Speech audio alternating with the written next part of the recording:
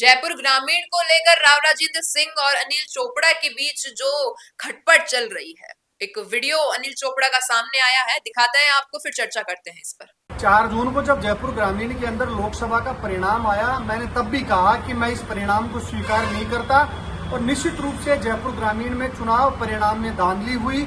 उसके बाद जब मैं हाईकोर्ट गया तो हाईकोर्ट ने बार बार यहाँ के सभी प्रत्याशियों को नोटिस जारी करे और जो भारतीय जनता पार्टी के प्रत्याशी थे वो कोर्ट के अंदर बार बार गैर हाजिर रह रहे थे, लेकिन हाईकोर्ट ने 1 तारीख को उन्हें तलब किया है और नोटिस जारी किया है। निश्चित रूप से मुझे उम्मीद है कि आने वाले दिनों में माननीय हाईकोर्ट अपना पक्ष मेरे पक्ष में रखेगा और मुझे न्यायपालिका से पूरा भरोसा है और जयपुर ग्रामीण के अंदर जनता का जो जनादेश था उस जनादेश का सम्मान होगा और जयपुर ग्रामीण के प्रत्येक मतदाता ने जो मुझे जनादेश दिया है वो जनादेश कोर्ट के माध्यम से जयपुर ग्रामीण और देश की जनता देखेगी।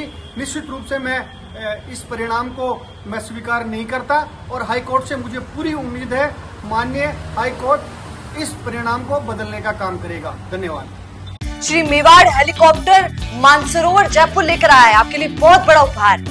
रॉयल शादी एंट्री हो, इलेक्शन टूर हो, एयर एम्बुलेंस हो, पुष्प वर्षा हो या वीवीआईपी दर्शन हो, इसीलिए अभी तुरंत बुक कीजिएगा।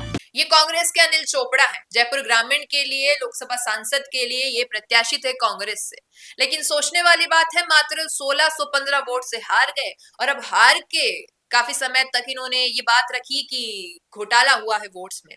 एक बैलेट था उसमें उसे खारिज कर दिया गया, मेरे वोट थे उसमें, और कई सारी चीजें राजनीति में आपको पता है चलती है, वैसा ही कुछ मामला रहा।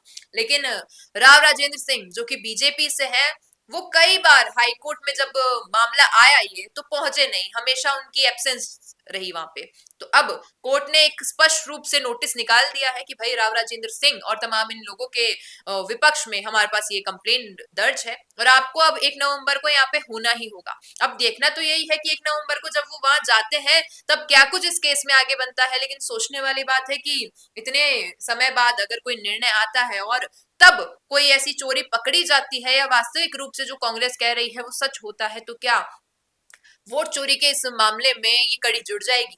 क्योंकि जिस प्रकार कांग्रेस के कई नेताओं ने ये नाम लिया है कि वोट चोरी की वजह से हम हार गए, तो आपसे पूछना चाहूंगी क्या लगता है आपको कि आखिर किसकी जीत हुई थी उस वक्त, अनिल चोपड़ा की या राव राजेंद्र सिंह की? क्या कहना है आपका इस पर, बताइएगा कमेंट में। बिजनेस अच्छा हो सकता है लेकिन अगर नाम नहीं दिखा तो पहचान कैसे बनेगी?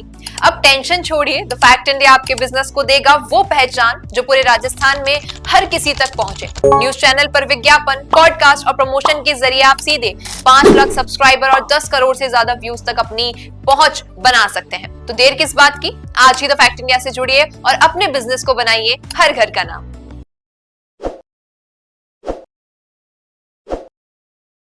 ताज़ा खबरों के लिए विजिट करें द फैक्ट इंडिया